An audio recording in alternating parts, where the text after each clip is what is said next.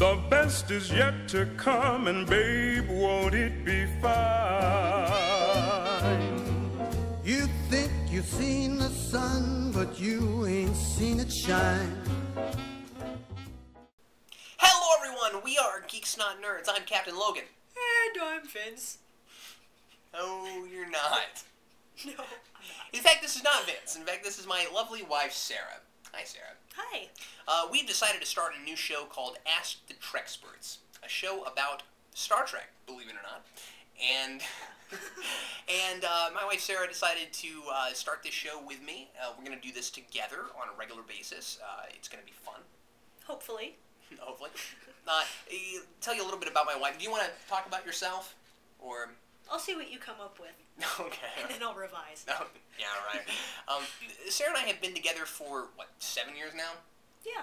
And we've been married for a year and a half, but we've been doing a weekly Star Trek club together for nearly the entire duration that we've been together, in fact. The entire duration minus 1 month. Minus a month, yes. Yes. Anyway, Sarah is not only my wife, but also my first officer in the Star Trek club.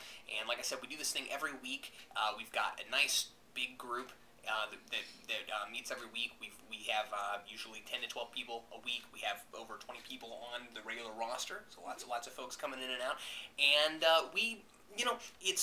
we're calling ourselves Trexperts, which means that we are being forward enough to calling ourselves experts in Star Trek, basically. And generally, I wouldn't like to go to be, that forward, that pompous, to say, I'm an expert in something. But we've been doing this a long time. I feel like we're at least very knowledgeable in Star Trek. We're at least such that we can talk about it coherently.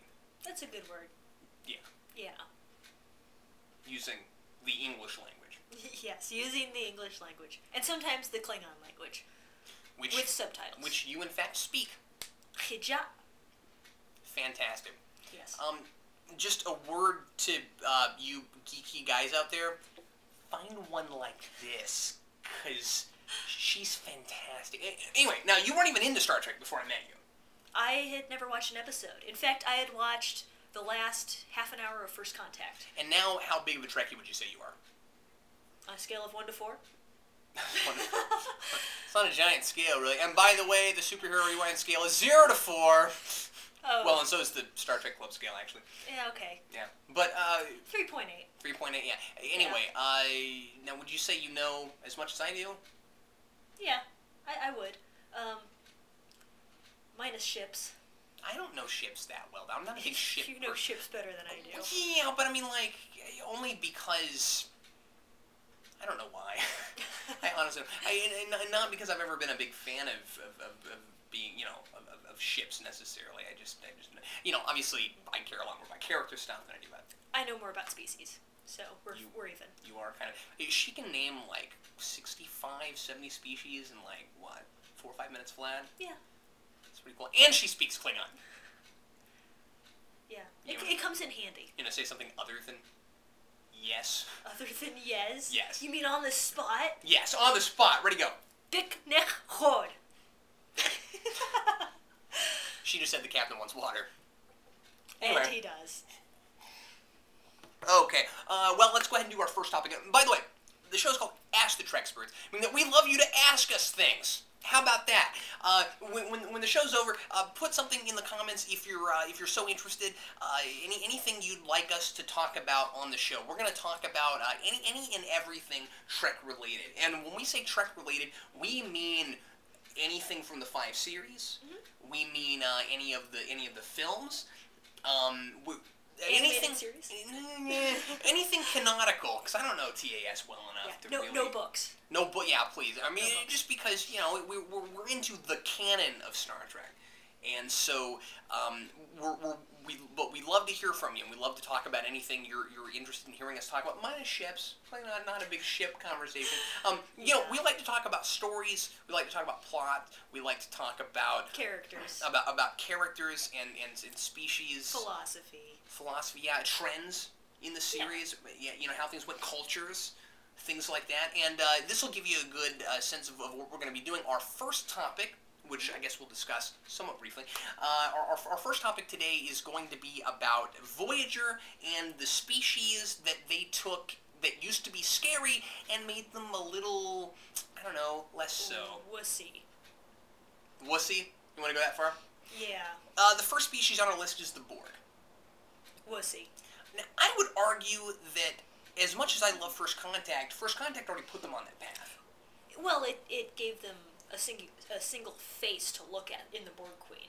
And while she wasn't, I wouldn't call her wussy. No, absolutely in the not. film, but it sort of started them down the trend of being able to humanize what was essentially originally simply just a hive mind. Yeah. And the human individual, such as Picard, couldn't put his mind around Now, that. don't get me wrong. There are some really awesome Borg episodes of Voyager. Oh, sure. And I would put Scorpion way up there. In Yeah, fact, Scorpion's probably my favorite Borg episode. And Seven's great. And 7 of 9 is good. I mean, she's got moments where she doesn't work, but as a whole, you buy her as having been Borg. Sure. And humanizing her is not the problem. I'd say let's humanize individuals. Oh, absolutely. She's no longer part of the collective. And it's a really long path to get her from being a Borg to being... So why do you human. say then that they wussified the Borg in that show? Well, we had episodes where the Borg just... I mean, the Borg children... Unimatrix Zero. Unimatrix Zero. Yeah, I mean, with those two, do you really need to say more? Not much. I mean, you got this whole thing where the Borg have this place they go where they get to be individuals whenever they're in an alcove. Really? Yeah. Really? You're taking something that used to be a force of nature and turning it into taking its teeth away. Yeah, exactly.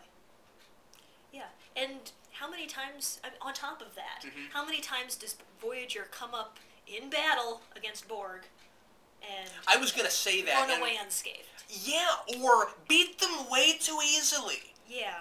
And the fact that they, and I mean, there's debate about this. They probably didn't destroy the entire Borg collective in Endgame.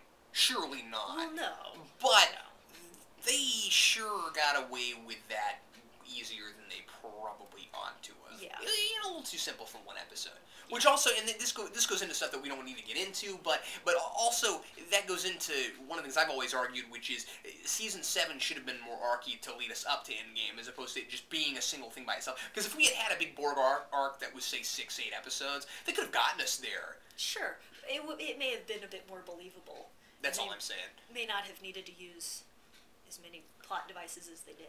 Now, speaking of Scorpion, Species 8472 even more was wussified. Oh, even more. And they went from being the scarier, even scarier than the Borg had ever been, to in the flesh. Where it was all just a misunderstanding. Yeah, big mistake. Oops, we didn't know what we were doing. And you can't take a species that first said things like, your galaxy will be purged. Yeah. And then have it be, oh, well, we were just worried that you guys were going to try to eradicate our whole population, so we decided to do that to you. And then to go as far, I mean, the biggest insult of it, even though his performance was good, was having Boothby be the face of 8472. It was just silly. Boy, that's a scary face. The other big one that we have on this list, of course, is the Q.